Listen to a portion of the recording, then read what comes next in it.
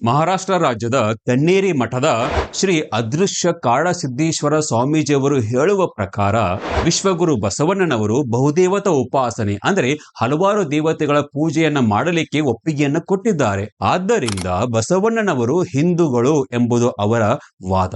ತಮ್ಮ ಈ ಒಂದು ವಾದವನ್ನ ಸಮರ್ಥನೆ ಮಾಡಿಕೊಳ್ಳುವ ಸಲುವಾಗಿ ಅವರು ವಿಶ್ವಗುರು ಬಸವಣ್ಣನವರ ಒಂದು ವಚನವನ್ನ ಬಳಸಿಕೊಂಡಿದ್ದಾರೆ. ಅವರು ಕೊಟ್ಟಿರುವ ಹೇಳಿಕೆ ಈ ರೀತಿ ಇದೆ. ದೇವನೊಬ್ಬ ನಾಮ ಹಲವು. ದೇವ್ರು ಇರೋನು ಈ ಜಗತ್ತಿನಾಗ ಒಬ್ಬನ. ಅವನ ನಾಮ ರೂಪ ಮಾತ್ರಗಳನ್ನು ಭಿನ್ನ ಭಿನ್ನ. ಯಾರು ಅವನನ್ನ ಶಿವ ಅಂತ ಕರಿಬಹುದು, ವಿಷ್ಣು ಅಂತ ಕರಿಬಹುದು, ಬ್ರಹ್ಮ ಅಂತ ಕರಿಬಹುದು, ದೇವಿ ಅಂತ ಕರಿಬಹುದು, ಗಣಪತಿ ಅಂತ ಕರಿಬಹುದು. ನಾಮ ಮತ್ತು ರೂಪಗಳು ಮಾತ್ರ ಭಿನ್ನ ಭಿನ್ನ. ಕನ್ನೇರಿ ಶ್ರೀಗಳು ಹೇಳುವ ಪ್ರಕಾರ ವಿಶ್ವಗುರು ಬಸವಣ್ಣನವರೇ ತಮ್ಮ ಒಂದು ವಚನದಲ್ಲಿ ಈ ರೀತಿ ಹೇಳಿದ್ದಾರೆ.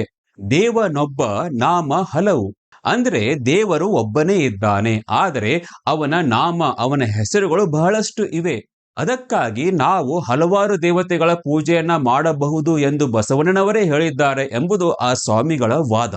ಕನ್ನೇರಿ ಶ್ರೀಗಳು ತಾವು ಆ ಒಂದು ಭಾಷಣದಲ್ಲಿ ಬಳಸಿರುವಂತಹ ಒಂದು ಸಾಲನ್ನ ನೀವು ಸೂಕ್ಷ್ಮವಾಗಿ ಗಮನಿಸಬೇಕು. ದೇವರು ಒಬ್ಬನೇ ಇದ್ದಾನೆ, ಅವನ ನಾಮ ಮತ್ತು ರೂಪಗಳು ಭಿನ್ನ ಭಿನ್ನ ಇವೆ. ಬಸವಣ್ಣನವರು ತಮ್ಮ ಈ ವಚನದಲ್ಲಿ ನಾಮ ಎಂಬ ಪದವನ್ನ ಮಾತ್ರ ಬಳಸಿದ್ದಾರೆ. ಆದರೆ ಕನ್ನೇರಿ ಶ್ರೀಗಳು ತಾವು ಬಳಸಿರುವ ಈ ಸಾಲಿನಲ್ಲಿ ನಾಮ ಎಂಬ ಪದದ ಜೊತೆಗೆ ರೂಪ ಎಂಬ ಹೊಸ ಪದವನ್ನ ಸೇರಿಸಿದ್ದಾರೆ. ನಾಮ ಮತ್ತು ರೂಪ ಈ ಎರಡೂ ಪದಗಳು ಕೂಡ ಬೇರೆ ಬೇರೆ ಅರ್ಥವನ್ನ ಹೊಂದಿವೆ. ನಾಮ ಅಂದ್ರೆ ಹೆಸರು, ಇದು ಕಣ್ಣಿಗೆ ಕಾಣಿಸುವುದಿಲ್ಲ. ರೂಪ ಅಂದ್ರೆ ಅಲ್ಲಿ ಆಕಾರ ಇರುತ್ತೆ, ಅಲ್ಲಿ ಬಣ್ಣ ಇರುತ್ತೆ, ಇದು ಕಣ್ಣಿಗೆ ಕಾಣಿಸುತ್ತೆ. ಹೀಗಾಗಿ ನಾಮ ಮತ್ತು ರೂಪ ಇವೆರಡೂ ಕೂಡ ಸಮಾನಾರ್ಥಕ ಪದಗಳು ಅಲ್ಲ. ಆದರೆ ಕನ್ನೇರಿ ಶ್ರೀಗಳು ಬಹುದೇವತ ಉಪಾಸನೆಯನ್ನ ಸಮರ್ಥನೆ ಮಾಡಿಕೊಳ್ಳುವ ಸಲುವಾಗಿ ಬುದ್ಧಿವಂತಿಕೆಯಿಂದ ನಾಮ ಎಂಬ ಪದದ ಜೊತೆಗೆ ರೂಪ ಎಂಬ ಪದವನ್ನು ಕೂಡ ಸೇರಿಸಿದ್ದಾರೆ. ಇನ್ನೊಂದು ಪ್ರಮುಖ ಅಂಶವನ್ನ ತಾವು ಗಮನಿಸಬೇಕು. ಕನ್ನೇರಿ ಶ್ರೀಗಳು ತಾವು ಮಾಡಿದ ಭಾಷಣದಲ್ಲಿ ಈ ವಚನದ ಮೊದಲನೇ ಸಾಲನ್ನ ಮಾತ್ರ ಓದಿದ್ದಾರೆ. ಅವರು ಪೂರ್ತಿ ವಚನವನ್ನ ಓದಲಿಕ್ಕೆ ಹೋಗಿಲ್ಲ. ಪೂರ್ತಿ ವಚನ ಈ ರೀತಿ ಇದೆ. ದೇವನೊಬ್ಬ ನಾಮ ಹಲವು, ಪರಮ ಪತಿವ್ರತೆಗೆ ಗಂಡನೊಬ್ಬ, ಮತ್ತೊಂದ ಕೆರಗಿದಡೆ ಕಿವಿ ಮೂಗ ಕೊಯ್ವನು, ಹಲವು ದೈವದ ಎಂಜಲ ತಿಂಬವರನೇನೆಂಬೆ ಕೂಡಲ ಸಂಗಮ ದೇವ. ಒಬ್ಬ ಪತಿವ್ರತೆಯಾಗಿರುವ ಹೆಣ್ಣು ಮಗಳಿಗೆ ಒಬ್ಬ ಗಂಡ ಮಾತ್ರ ಇರ್ತಾನೆ. ಒಂದು ವೇಳೆ ಆಕೆ ಮತ್ತೊಂದು ಸಂಘವನ್ನ ಮಾಡಿದರೆ ಆವಾಗ ಆಕೆಗೆ ಶಿಕ್ಷೆಯಾಗುತ್ತೆ. ಮುಂದಿನ ಸಾಲಿನಲ್ಲಿ ಹೇಳ್ತಾರೆ, ಹಲವು ದೈವದ ಎಂಜಲ ತಿಂಬುವರನೇನೆಂಬೆ. ಇದರ ಅರ್ಥ ಒಬ್ಬ ವ್ಯಕ್ತಿ ಹಲವಾರು ದೇವತೆಗಳ ಪೂಜೆಯನ್ನ ಮಾಡಿ ಹಲವಾರು ಪ್ರಸಾದಗಳನ್ನ ತೆಗೆದುಕೊಂಡ್ರೆ ಅಂತಹ ಒಂದು ವ್ಯಕ್ತಿಗೆ ಎಂಜಲು ತಿನ್ನುವಂತಹ ವ್ಯಕ್ತಿ ಅಂತ ಬಸವಣ್ಣನವರು ಈ ವಚನದಲ್ಲಿ ಕರೆದಿದ್ದಾರೆ. ಈ ರೀತಿ ಪೂರ್ತಿ ವಚನವನ್ನ ಓದಿದರೆ ನಮಗೆ ಗೊತ್ತಾಗುತ್ತೆ, ಲಿಂಗಾಯತ ಆಗಿರುವಂತಹ ಒಬ್ಬ ವ್ಯಕ್ತಿ ಹಲವಾರು ದೇವತೆಗಳ ಪೂಜೆಯನ್ನ ಮಾಡಬಾರದು ಎಂದು ಈ ವಚನದಲ್ಲಿ ಹೇಳಿದ್ದಾರೆ. ಒಂದು ಕಡೆ ಹೇಳ್ತಾರೆ, A half truth is even more dangerous than A ಲೈ. ಅರ್ಧ ಸತ್ಯ ಎಂಬುದು ಒಂದು ಸುಳ್ಳಿಗಿಂತ ಹೆಚ್ಚು ಅಪಾಯಕಾರಿಯಾಗಿರುತ್ತೆ. ಏಕೆಂದರೆ ಒಬ್ಬ ವ್ಯಕ್ತಿಗೆ ನಾವು ಒಂದು ಸುಳ್ಳನ್ನ ಹೇಳಿದಾಗ ಅವನನ್ನ ಕೆಲವು ದಿನಗಳ ತನಕ ಮಾತ್ರ ಮೂರ್ಖನನ್ನಾಗಿ ಇಡಬಹುದು. ಸ್ವಲ್ಪ ದಿನಗಳು ಆದ್ಮೇಲೆ ಅವನಿಗೆ ಗೊತ್ತಾಗುತ್ತೆ ಇದು ಸುಳ್ಳು ಅಂತ. ಅದಕ್ಕಾಗಿ ಸುಳ್ಳನ್ನ ಪ್ರಚಾರ ಮಾಡಬೇಕೆಂಬ ಉದ್ದೇಶ ಉಳ್ಳವರು ಯಾವಾಗಲೂ ಅರ್ಧ ಸತ್ಯವನ್ನ ಬಳಸಿ ಈ ರೀತಿ ಪ್ರಚಾರ ಮಾಡ್ತಾರೆ. ವಿಶ್ವಗುರು ಬಸವಣ್ಣನವರು ಬಹುದೇವತ ಉಪಾಸನೆಯನ್ನ ಒಪ್ಪಿಲ್ಲ ಅನ್ನೋದಕ್ಕೆ ಇನ್ನಿತರ ಕೆಲವು ವಚನಗಳು ಇವೆ. ಸಮಗ್ರ ವಚನ ಸಂಪುಟ 1 ವಚನದ ಸಂಖ್ಯೆ 617.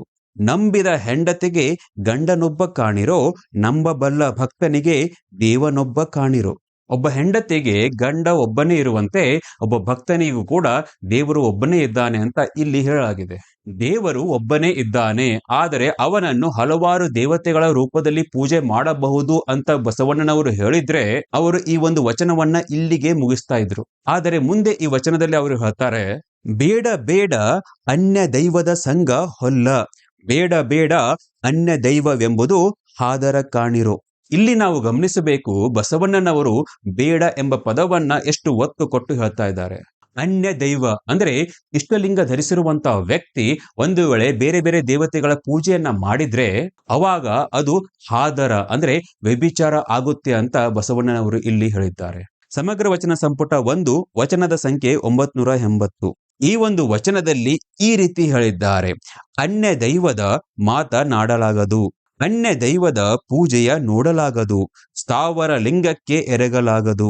ಈ ಒಂದು ವಚನದಲ್ಲಿ 2 ರೀತಿಯ ಸಂದೇಶಗಳನ್ನ ಬಸವಣ್ಣನವರು ಕೊಟ್ಟಿದ್ದಾರೆ. ಇಷ್ಟಲಿಂಗ ಧರಿಸಿರುವಂತಹ ವ್ಯಕ್ತಿ ಅನ್ಯ ದೈವ ಅಂದ್ರೆ ಬೇರೆ ದೇವತೆಗಳ ಪೂಜೆಯನ್ನ ಮಾಡಬಾರದು ಮತ್ತು ದೇವಾಲಯದಲ್ಲಿರುವ ಸ್ಥಾವರ ಲಿಂಗದ ಪೂಜೆಯನ್ನು ಕೂಡ ಮಾಡಬಾರದು. ವಿಶ್ವಗುರು ಬಸವಣ್ಣನವರ ಕೆಲವೊಂದು ವಚನಗಳನ್ನ ಮಾತ್ರ ಇಲ್ಲಿ ಉಲ್ಲೇಖ ಮಾಡಲಾಗಿದೆ. ಒಂದು ವೇಳೆ ಎಲ್ಲಾ ಶರಣರ ವಚನಗಳನ್ನು ನಾವು ತೆಗೆದುಕೊಂಡ್ರೆ ನಮಗೆ ಗೊತ್ತಾಗುತ್ತೆ, ನೂರಾರು ವಚನಗಳಲ್ಲಿ ಶರಣರು ಬಹುದೇವತೋಪಾಸನೆಯನ್ನ ಧಿಕ್ಕರಿಸಿ ಏಕದೇವೋಪಾಸನೆಗೆ ಒತ್ತನ್ನ ಕೊಟ್ಟಿದ್ದಾರೆ.